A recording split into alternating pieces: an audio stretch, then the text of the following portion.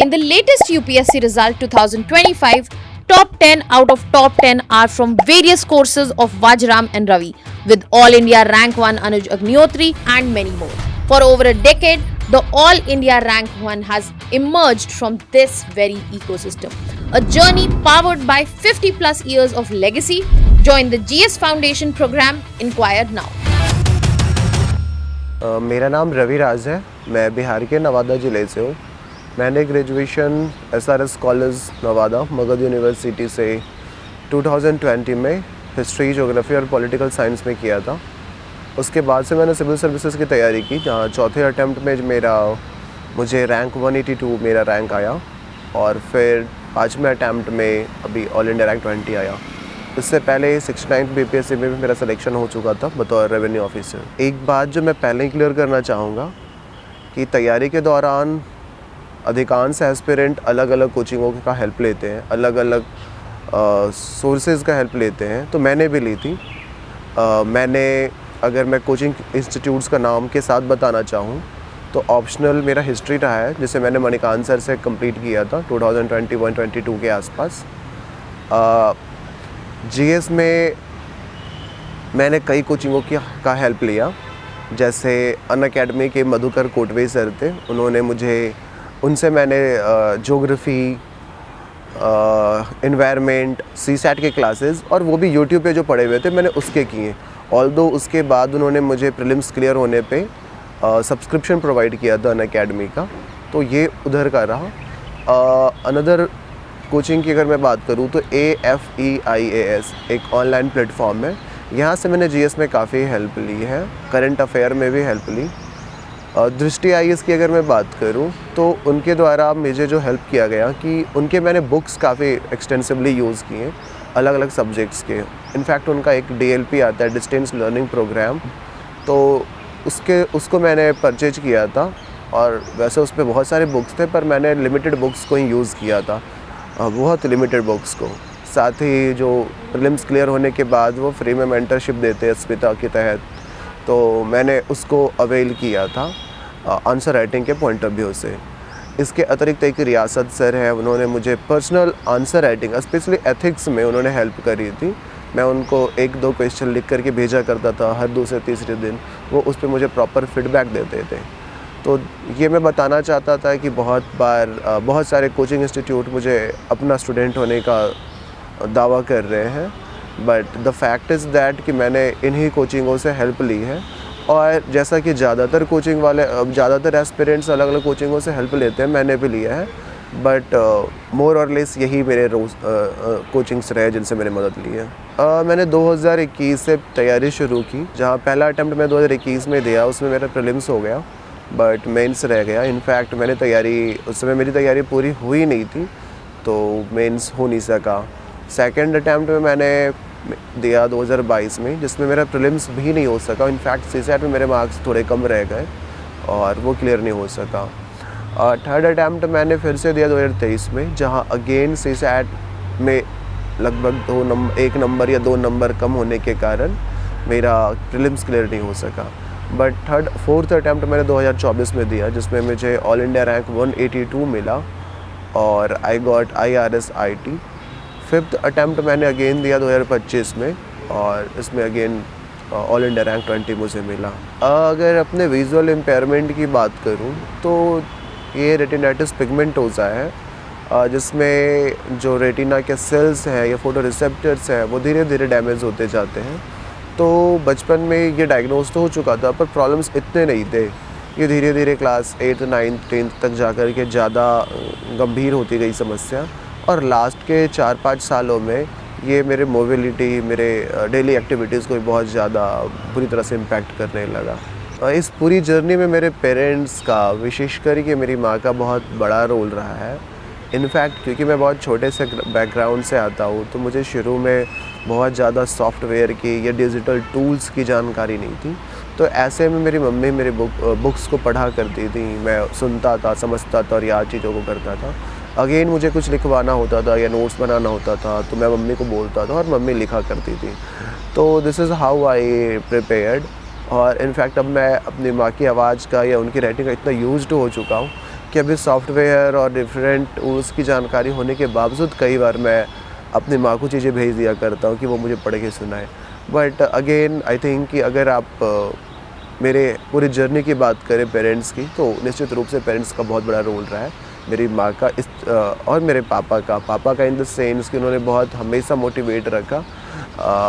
Limited resources के बावजूद मुझे मेरी हर ज़रूरतों को उन्होंने पूरा किया और he is in fact the source of my energy. देखिए, प्रीलिम्स की जो स्ट्रैटेजी की अगर बात करूँ तो मैंने चीज़ों को बहुत क्लियर और बहुत सिंपल रखा था, क्योंकि हमें सिर्फ 50% या 48-49% इवन उससे भी कम स्कोर करना होता है कट ऑफ क्लियर करने के लिए जीएस पेपर 1 में। और जैसा हम जानते हैं कि हिस्ट्री, ज्योग्राफी, पॉलिटिकल साइंस या पॉलिटी और इकॉनमी ये बहुत बड़ा वेटेज रखता है प्रीलिम्स में। इससे ही लगभग 60-65 क्वेश्चन आ जाते हैं। तो मेरा ये था कि मैं इन चारों टॉपिक्स पे, चारों सब्जेक्ट्स पे बहुत ज़्यादा अच्छी अंडरस्टैंडिंग रखूँगा। वो मेरे बहुत स्ट्रॉन्ग होने चाहिए, ताकि अगर 60 क्वेश्चन पूछे जाए तो एटलीस्ट मैं 40-45 तो सॉल्व ठीक से करके आऊँ। तो इन चारों पे मैंने बहुत काम किया। एट द सेम टाइम बाकी के जो 40 क्वेश्चन रह जाते हैं या 35 क्वेश्चन, उससे आप अगर ठीक से प्रिपेयर कर रहे हो, अवेयर हो, तो आप 5-10 क्वेश्चन आराम से क्लियर कर सकते हो। तो you will clear this prelims. So मैंने बस चीज़ों को इसी तरीके से रखा कि मैंने अपने फंडामेंटल को स्ट्रॉन्ग किया और मैं चीज़ों से अवेयर रहने की कोशिश करता था। बिकॉज फॉर मी प्रीलिम्स में टॉप करना बिल्कुल भी मतलब की बात नहीं थी। तो मैंने प्रीलिम्स को इसी तरह से देखा। जहाँ तक सीसैट की बात है, तो सीसैट को मैंने तो मैथ्स और रीजनिंग के बेस पे ही क्लियर किया हर बार। बट आई वुड रेकमेंड कि आप सिर्फ मैथ्स और रीजनिंग के बल पे ना एग्ज़ाम हॉल में जाएं, बल्कि उसमें कॉम्प्रिहेंशन को भी इंक्लूड करें, क्योंकि अब क्वेश्चन पेपर काफ़ी ज़्यादा डायनामिक होता जा रहा है, उसके लेवल काफ़ी बढ़ते जा रहे हैं। तो बेटर ये रहेगा कि हम कॉम्प्रिहेंशन, मैथ्स और रीजनिंग तीनों के साथ जाएं। तो प्रीलिम्स की कुल मिलाकर स्ट्रैटेजी यही है कि history, geography, political science, economy, हो सकता है तो environment and obviously current affair, इन सब पे हमारी बहुत अच्छी समझ, बहुत अच्छी पकड़ होनी चाहिए। जिस पेपर 1 के लिए, पेपर 2 के लिए हमें तीनों पार्ट्स मैथ्स, रीजनिंग और कॉम्प्रिहेंशन पे ध्यान देना है। और बहुत ज़्यादा टेस्ट सीरीज के चक्कर में नहीं पड़ना है जो कोचिंग इंस्टीट्यूट्स के होते हैं। अगर हम पिछले 10-15 साल के PYQs ही कर ले तो आई थिंक हमारा काम हो जाएगा। यदि बुक लिस्ट की बात करूँ तो एज आई अर्लियर सेड कि मैंने दृष्टि के बुक DLP को लिया था, उनके बुक्स को ख़रीदा था, बट मैंने उसका बहुत लिमिटेड यूज़ किया है। जैसे मैंने पॉलिटी के लिए लक्ष्मीकांत को पढ़ा, बट उसके साथ साथ मैंने दृष्टि की जो बुक रही थी वो मुझे थोड़ा ज़्यादा ईजी लगा था, वो चीज़, उसकी भाषा ज़्यादा सरल थी, तो मैंने दृष्टि की बुक को ज़्यादा यूज़ किया इन polity. Again I think environment के लिए भी मैंने दृष्टि की बुक को यूज़ किया। ज्योग्राफी में भी दृष्टि की बुक को यूज़ किया, बट आई थिंक कि आप अगर 9, 10, 11, 12 की NCERT को अच्छे से पढ़ लेते हो तो बहुत ज़्यादा ज़रूरत होती नहीं है। हिस्ट्री क्योंकि मेरा ऑप्शनल था, तो मणिकांत सर से मैंने जो भी ऑप्शनल में पढ़े थे मैं खुद को वहीं तक सीमित रखा। उसके अतिरिक्त मैंने 9, 10, 11, 12 की NCERT कर रखी थी अच्छे से, तो उसने भी मुझे हेल्प किया। इकॉनमी की यदि बात करें तो AFEIAS पर मैंने उसमें इकॉनमी के लिए काफ़ी एक्सटेंसिवली हेल्प लिया था। इनफैक्ट पूरे प्रिपरेशन में मैंने उसका हेल्प लिया, पर इकॉनमी के उसके जो रिसोर्सेज थे वो मुझे काफ़ी हैंडी लगा। और साथ में मृणाल पटेल सर के कुछ वीडियोस भी मैंने देखे, तो उससे भी चीज़ें मेरे लिए काफ़ी आसान हो गई। इंटरनल सिक्योरिटी, डिज़ास्टर मैनेजमेंट, इन सब के लिए मैंने अगेन AFEIAS को बहुत ज़्यादा यूज़ किया। IR के लिए AFEIAS के सोर्सेज को यूज़ किया। एथिक्स में मैंने दृष्टि की बुक्स को पढ़े हैं, बट दृष्टि की बुक्स को पढ़ा। आई थिंक यही इम्पॉर्टेंट्स थे। और करंट अफेयर की यदि मैं बात करूं तो मैं एक मैगज़ीन पढ़ा करता था, दैनिक जागरण न्यूज़पेपर रोज़ पढ़ा करता था। AFEIAS जो एप्लीकेशन है उस पर न्यूज़ क्लिपिंग्स हर दिन आते हैं, जिसमें इम्पॉर्टेंट आर्टिकल्स या एडिटोरियल्स होते हैं उस दिन के अलग अलग न्यूज़पेपर्स के, जो सिविल सर्विसेज के पॉइंट ऑफ व्यू से इम्पॉर्टेंट है, तो उसको मैं रेफ़र किया करता था। साथ ही उसी AFEIAS पे डेली ऑडियो लेक्चर आया करता है 10-15 मिनट का, तो मैं उसको रोज़ सुना करता था। और इससे मेरे करंट अफेयर का तक की तैयारी हुई। और साथ ही यूट्यूब पे बहुत सारे वीडियोस मिल जाते हैं, तो किसी भी आप एक प्लेटफॉर्म को सेलेक्ट कर लो और उसको देख सकते हो। जैसे मैंने कई बार स्टडी IQ को देखा, तो कभी मधुकर सर के वीडियोस को देखा, तो this is how you can choose. In fact prelims में मैंने CSAT में मेरे 2 बार रह गए, तो गलती इन द सेंस कि मैं अपने स्क्राइब के साथ बहुत ज़्यादा कोऑर्डिनेशन नहीं बना पाया था। तो कोऑर्डिनेशन ना होने के कारण CSAT जो उसमें मैं बेसिकली मैथ्स और रीजनिंग पे डिपेंडेंट रह गया, बिकॉज़ मेरे स्क्राइब आमतौर पे इंग्लिश मीडियम के मुझे मिलते थे और कॉम्प्रिहेंसन की तैयारी मैं घर पे हिंदी में करता था, तो मेरे लिए वहाँ पे डिफ़िकल्ट होता था।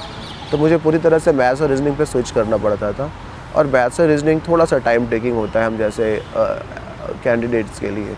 तो 2 बार मैं इसमें रह गया, बट अगेन फिर मैंने मैथ्स और रीजनिंग पे ही ज़्यादा फोकस किया, बिकॉज़ मुझे अपने स्क्राइब से संबंधित लिमिटेशन पता थे। तो उसके बाद फिर मैंने मैथ्स रीजनिंग पे बहुत फोकस किया, और आई थिंक उसका हेल्प मुझे मिला। मैंने जहाँ तक PYQs की बात है, तो मुझे लगता है कि GS हो, CSAT हो या फिर मेंस हो, उसमें हमें PYQ पे ही ज़्यादा फोकस करना चाहिए। अगर हम प्रीलिम्स की बात करें, तो पिछले 10-12 सालों के 2012-13 के बाद के सारे पेपर्स को लगा लेते हैं, तो आई थिंक ये हमारे लिए मोर देन सफिशिएंट होगा। अगर क्वेश्चन अटैम्प्ट करने के नंबर ऑफ़ क्वेश्चंस की बात करें, तो ये सबके लिए अपना अपना हो सकता है, बिकॉज़ ये एक तो कैटेगरी वाइज हमारे पास कट ऑफ आता है। दूसरी बात ये है कि सबकी एक्यूरेसी को भी देखना होगा, वो सबका अलग अलग होता है। फॉर एग्ज़ाम्पल, यदि कोई व्यक्ति बहुत अच्छे से पढ़ाई कर चुका है, सिंसियर तैयारी कर चुका है, तब भी उसके 40-42 क्वेश्चंस ही होंगे जो वो उससे कंफर्म पता होता है। बाकी रिमेनिंग 10 क्वेश्चंस तो उसे गेस वर्क के साथ ही क्लियर करना होता है, सॉल्व करना होता है। तो यदि किसी की एक्यूरेसी ऐसी है कि वो 20 क्वेश्चन में 5-6 गलत करता है, बाकी 15 क्वेश्चन सही कर लेता है अगर गेस करके, तो उसको अपेक्षाकृत कम भी अटैम्प्ट करेगा तो काम हो जाता है। बट यदि किसी की एक्यूरेसी ज़्यादा अच्छी नहीं है, तो उसको अकॉर्डिंगली काम करना होगा। तो जहाँ तक मेरी बात है, मैं 65 to 70 क्वेश्चंस अटैम्प्ट किया करता था, जिसमें मेरे आराम से 50 कभी कभी उससे भी ज़्यादा सही हो जाते थे। चूँकि प्रीलिम्स आने वाला है, तो मैं तो यही रेकमेंड करूँगा कि जो हिस्ट्री, ज्योग्राफी, पॉलिटी और इकॉनमी है अलॉन्ग विद करंट अफेयर, उस पर बहुत ज़्यादा ध्यान देना है। और नए टॉपिक्स को पढ़ने से आप बचो, अनलेस अनटिल कोई ऐसे टॉपिक को आपने बिल्कुल छोड़ दिया है जो आपको छोड़ना नहीं चाहिए था। जैसे पॉलिटी में बात करें तो फंडामेंटल राइट, जुडिशियरी या कंसेप्ट रिलेटेड जो क्वेश्चंस हैं, तो आप उसको पढ़ लो। अदरवाइज़ आपको अब रिवीजन पे ज़्यादा फोकस करना चाहिए। जितना ज़्यादा रिवीजन कर सकते हो करो। आप मॉक टेस्ट लगाओ, बट मॉक टेस्ट बहुत ज़्यादा नहीं करना है, लिमिटेड होने चाहिए। बिकॉज़ हम लोग आमतौर पे देखते हैं कोचिंग इंस्टीट्यूट्स के मॉक टेस्ट हम लोग काफ़ी लगाते हैं, टेस्ट सीरीज़ काफ़ी लगाते हैं, और वो टेस्ट ऐसा होता है कई बार, सबके साथ ये सही नहीं होगा, बट बहुत सारे कोचिंग या तो UPSC से भी ज़्यादा हाई लेवल के क्वेश्चन पूछते हैं, या फिर UPSC से काफ़ी कम लेवल के क्वेश्चन पूछते हैं, और हमारे लिए दोनों ही बहुत सही नहीं है। तो ऐसे में बेसिक अच्छा अप्रोच ये होगा कि हम UPSC के क्वेश्चंस को अप्रोच करें, उसको टेस्ट सीरीज़ के रूप में यूज़ करें। हाँ, 5-6 आप टेस्ट लगा लो UPSC के जो कोचिंग्स हैं उनके, बट मोर और less you should be focused and you should be dependent upon the questions of previous year. As I earlier said कि मेरे सोर्सेज क्या कह रहे हैं, तो हिस्ट्री में मैंने मणिकांत सर के मटेरियल्स को फॉलो किया, पॉलिटी में मैंने लक्ष्मीकांत और दृष्टि के मटेरियल को फॉलो किया। तो मेंस में भी यही मेरे सोर्सेज रहे। मैंने सोर्सेज को बहुत ज़्यादा चेंज नहीं किया, इनफैक्ट मेरे लिमिटेड सोर्सेज रहे, बट मैंने उसको अनलिमिटेड टाइम रिवाइज़ किया है। अगर मेंस की स्ट्रैटेजी की बात करें तो फिर बात वही होती है कि you should have limited resources but unlimited revisions. अगर ओवरऑल अप्रोच की बात करें तो मैंने बेसिकली बहुत ज़्यादा राइटिंग प्रैक्टिस की कोशिश की। आई थिंक 2024 में मैंने जो मेंस लिखा था, जिसमें मेरा ऑल इंडिया रैंक 182 आया था, उसमें मैंने 45 to 50 टेस्ट लगाए थे। इस बार तो खैर 5वें अटेम्प्ट मुझे कम करना पड़ा, बिकॉज़ काफ़ी हद तक अभ्यास पहले हो चुका था, तो मुझे कम करना पड़ा। बट आई वुड से कि बहुत ज़्यादा प्रैक्टिस करने की ज़रूरत होती है, सो दैट आप निश्चित समय सीमा के भीतर बहुत अच्छे आंसर्स लिख करके आ सको। एट द सेम टाइम हमें कंसेप्ट और फैक्ट दोनों का एक सही अंडरस्टैंडिंग होना चाहिए, दोनों का संतुलित उपयोग करना चाहिए बेसिकली। सिर्फ कंसेप्ट अगर यूज़ करेंगे तब भी बहुत अच्छे मार्क्स नहीं आएंगे, सिर्फ फैक्ट यूज़ करेंगे तब भी नहीं आएंगे। तो मैं अपने हर पॉइंट के साथ एग्जाम्पल से उसको सब्सटेंशिएट करने की कोशिश करता था। और आई थिंक इस बार जो मुझे अच्छे मार्क्स मिले हैं उसका एक बहुत बड़ा रीज़न ये है, क्योंकि अपने चौथे अटैम्प्ट में मैंने हर पॉइंट को एग्जाम्पल्स के साथ सब्सटेंशिएट नहीं किया था, बट पाँचवें अटैम्प्ट में ज़्यादातर पॉइंट्स के साथ मैंने एग्जाम्पल्स यूज़ किया एंड आई थिंक उसने मेरे आंसर को काफ़ी एनरिच किया। तो स्ट्रैटेजी मीन्स यही है कि आप लिखो, आंसर राइटिंग प्रैक्टिस करो, at the same time concept और फैक्ट का एक सही फ्यूज़न रखो, सही बैलेंस में इस्तेमाल करो। पेपर 1 अगर जीएस पेपर 1 की बात करूँ मेंस में, तो हिस्ट्री, ज्योग्राफी और सोशल इशूज़ से रिलेटेड क्वेश्चन होते हैं। तो अगेन हिस्ट्री के लिए आप के जो बेसिक सोर्सेज होते हैं, जैसे मेरे लिए मणिकांत सर के सोर्सेज थे, जो नॉन हिस्ट्री बैकग्राउंड के होंगे उनके लिए विपिन चंद्रा, आर.एस. शर्मा, सतीश चंद्रा की बुक यूज़फुल हो सकते हैं। ज्योग्राफी के लिए आप 11-12 की एनसीईआरटी को देख सकते हैं। सोशल इशूज़ के लिए बहुत मैंने कोई बुक तो देखा नहीं था, बट करंट अफेयर और जो ऑनलाइन सोर्सेज अवेलेबल होते हैं, फॉर एग्ज़ाम्पल मैंने AFE-IAS के जो सोर्सेज थे वो मैंने ऑनलाइन उसको थोड़ा यूज़ किया था अपने अंडरस्टैंडिंग के लिए। बाकी मैंने करंट अफेयर से उसको सब्सटेंशिएट किया और उसको ठीक किया। पेपर 2 की यदि बात करें तो उसमें पॉलिटी, कॉन्स्टिट्यूशन, इंटरनेशनल रिलेशन ऐसे टॉपिक्स होते हैं, सोशल जस्टिस। तो वो जो हम तैयारी कर रहे होते लक्ष्मीकांत की बुक से या जिस भी बुक से आप कर रहे हो, वो आपके लिए काफ़ी यूज़फुल होगा। But at the same time उसमें न्यूज़पेपर, एडिटोरियल आर्टिकल्स बहुत यूज़फुल है, बहुत इम्पॉर्टेंट है। आपका एनालिटिकल अप्रोच उसमें होना चाहिए और आप उस पर कोशिश कर सकते हैं कि रिकमेंडेशंस, प्रॉब्लम्स, चैलेंजेस जो भी हैं उसमें किसी कमेटी के रिपोर्ट का इस्तेमाल करो। सेकेंड ARC का बहुत लोग इस्तेमाल करते हैं, ऑल्दो ये अब काफ़ी पुराना हो चुका है। तो आई थिंक मैंने सिर्फ एक आध जगह सेकेंड ARC की रिपोर्ट का इस्तेमाल किया था। तो आप अलग अलग कमिटीज़ के रिपोर्ट्स का इस्तेमाल कर सकते हो। फॉर एग्जांपल हेल्थ रिलेटेड अगर कुछ है तो आप रिकमेंडेशन में डाल सकते हैं कि जो नेशनल हेल्थ पॉलिसी है उसके बारे में यूज़ कर सकते हैं, या प्राइम मिनिस्टर ने कुछ समय पहले हेल्थ को हॉलिस्टिक डेवलपमेंट के लिए या हॉलिस्टिक अप्रोच के रूप में 6 रिकमेंडेशन दिया था, तो उसको आप यूज़ कर सकते हो। तो इस तरह से अभी अर्बनाइजेशन को लेकर के अभी एक रिपोर्ट आया था 2024 के लास्ट या 25 में ही, तो आप उस कमेटी के अब रिकमेंडेशन को यूज़ कर सकते हो। तो इससे आंसर काफ़ी इफ़ेक्टिव होता है। IR के लिए तो करंट अफेयर ही इंपॉर्टेंट होता है, but yes you should have basic understanding of the relation of India with different countries, important countries and important international institutions. Economy के लिए जैसा कि मैंने पहले ही बोला GS पेपर 3 में कि मैंने AFE-IAS के रिसोर्सेज को बहुत एक्सटेंसिवली यूज़ किया, बिकॉज़ हिंदी मीडियम में मुझे बहुत अच्छे बुक्स नहीं मिल पाए थे इकॉनमी के लिए स्पेसिफ़िकली। हो सकता है कि मैंने बहुत ज़्यादा ढूंढा नहीं, बट जो मैंने ढूंढा उसमें मुझे बहुत अच्छे बुक्स नहीं मिल पाए। तो AFE-IAS के जो बुक्स जो रिसोर्सेज थे, जो सोर्सेज थे, मैंने उसको एक्सटेंसिवली यूज़ किया। साथ ही करंट अफेयर अगेन जो आर्टिकल्स है वो काफ़ी यूज़फुल होते हैं। Ethics, integrity, aptitude GS paper 4 के लिए मैंने दृष्टि की बुक्स को यूज़ किया और उसको मैंने बहुत उसमें एग्जांपल्स ढूंढे। इस एग्जांपल में के लिए आप ChatGPT, जेमिनाई इन सब का सहारा ले सकते हो, जिसमें एग्जांपल्स आपके अलग अलग होने चाहिए। कुछ रिलीजन से रिलेटेड एग्जांपल हो सकते हैं, एडमिनिस्ट्रेशन से रिलेटेड एग्जांपल हो सकते हैं, पॉलिटिक्स से रिलेटेड एग्जांपल हो सकते हैं, या दूसरे जो भी है क्षेत्र उनसे रिलेटेड एग्जांपल्स हो सकते हैं। तो आप इन सब का सहारा ले सकते हो। साथ ही कोटेशंस कुछ याद कर लो। एथिक्स के लिए ज़रूरी होगा कि हर टर्म्स, जितने टर्म्स हैं हम उनका डेफिनेशन याद रखें, उसका मतलब समझ सके। सिर्फ याद नहीं करना है बल्कि समझना भी है। एट द सेम टाइम उससे रिलेटेड पॉजिटिव और नेगेटिव दोनों एग्जाम्पल्स हमें पता होना चाहिए। तो आई थिंक उससे आप बहुत अच्छा स्कोर कर सकते हो। ऐसे की यदि मैं बात करूँ तो वो दरअसल सारे सब्जेक्ट का एक तरह से निचोड़ है। जब हम 4 GS पेपर की अच्छी तैयारी कर लेते हैं तो ऑब्वियस सी बात है कि कहीं ना कहीं हमारे ऐसे तैयारी होते रहती है, बट उसके बावजूद आई वुड हाईली रेकमेंड और सजेस्ट कि आप थोड़ा सा फ़िलासफ़ी देख सकते हो तो देखो। कुछ नहीं तो जो एथिक्स में हम लोग फ़िलासफ़र्स के बारे में पढ़ते हैं उसकी थोड़ी सी समझ विकसित कर लो। अगर हो सकता है तो थोड़ा सा सोशियोलॉजी पढ़ लो, और वो भी आप बहुत एक्स्ट्रा नहीं कर सकते हो, तो जीएस पेपर 1 में जो हम सोशल इश्यूज़ के लिए पढ़ते हैं उसको थोड़ा डेप्थ में पढ़ लें, तो ऐसे में ऐसे का काम हो जाता है। ऐसे के लिए आपको प्रैक्टिस करने की बहुत ज़्यादा ज़रूरत है। मैं तो प्रिपरेशन की शुरुआत से ही एक ऐसे हर 10-15 दिनों पे लिखा करता था, और मेंस प्रीलिम्स के रिज़ल्ट और मेंस के बीच शायद हर दूसरे तीसरे दिन में 2 ऐसे लिखा करता था।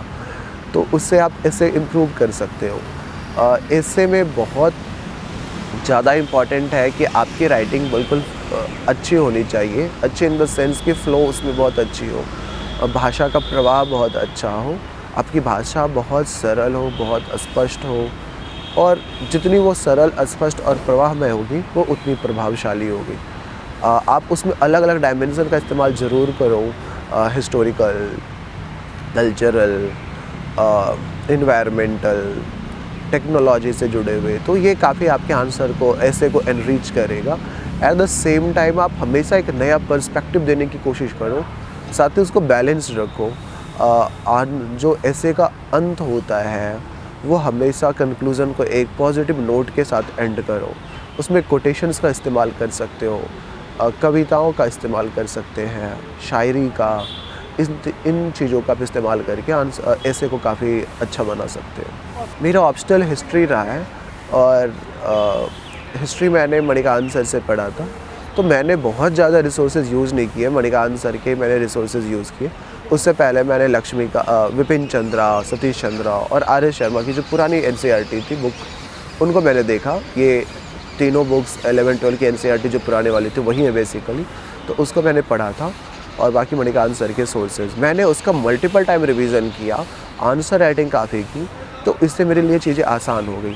तो जो भी कोचिंग इंस्टीट्यूट, अगर आप कोचिंग का सहारा ले रहे हो, तो जो भी इंस्टीट्यूट का आप सहारा ले रहे हो, आप एक तो कोशिश करो कि बहुत विवेक के साथ आप कोचिंग का चयन करो, और एक बार जब चयन कर लो तो फिर उस पर भरोसा रखो।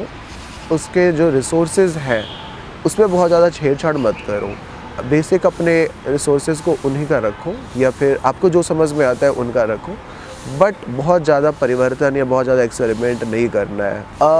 आंसर पैराग्राफ में लिखा जाए या पॉइंट में लिखा जाए, ये एक बहुत ज़्यादा पूछा जाने वाला क्वेश्चन है। मुझे लगता है कि दोनों का कोई ख़ास मतलब होता नहीं। आप जिस भी फॉर्मेट में बहुत ज़्यादा कंफर्टेबल हो और अपनी बातों को बहुत इफ़ेक्टिवली एक्सप्रेस कर सकते हो, आप उसमें लिखो, बट ज़्यादातर अभी एस्पिरेंट पॉइंट में लिखते हैं। इसका कारण ये होता है कि पॉइंट में आप कंटेंट को अच्छे से, आसानी से एक्सप्लेन कर पाते हो। पैराग्राफ में लिखना अपने आप एक चैलेंज होता है, जो खास करके शुरुआत में लिखने के प्रक्रम की शुरुआत में। तो आई वुड सजेस्ट कि अगर आप बहुत अच्छे राइटर नहीं हो तो आप पॉइंट्स में लिखो, पॉइंट्स बिल्कुल छोटे छोटे लिखो। बस कोशिश करो कि ज़्यादा से ज़्यादा पॉइंट को आप एग्जाम्पल के साथ सब्सटैंशिएट करो। ये एग्जाम्पल आपका फैक्ट हो सकता है, कोई डेटा हो सकता है, कोई और भी चीज़ हो सकती है। अब मार्कशीट की यदि मैं बात करूँ तो कल मार्कशीट तो आई है, तो इसमें मेरे कमोबेश सब में इम्प्रूवमेंट हुए हैं, 2-2 नंबर, 3-3 नंबर, तो उसने मेरे को काफ़ी हेल्प किया, और साथ ही इंटरव्यू में मेरे मार्क्स में काफ़ी इम्प्रूवमेंट हुआ है। तो आई वुड सजेस्ट कि आप इंटरव्यू की भी तैयारी कहीं ना कहीं शुरू से करो, शुरू से इन द सेंस कि interview is basically your personality test, और पर्सनैलिटी 1-2 महीने में डेवलप नहीं होती है, काफ़ी टाइम लगता है। तो आप जब भी सिविल सर्विसेज की तैयारी शुरू करो, उसी समय से इंटरव्यू के बारे में सोचना शुरू कर दो।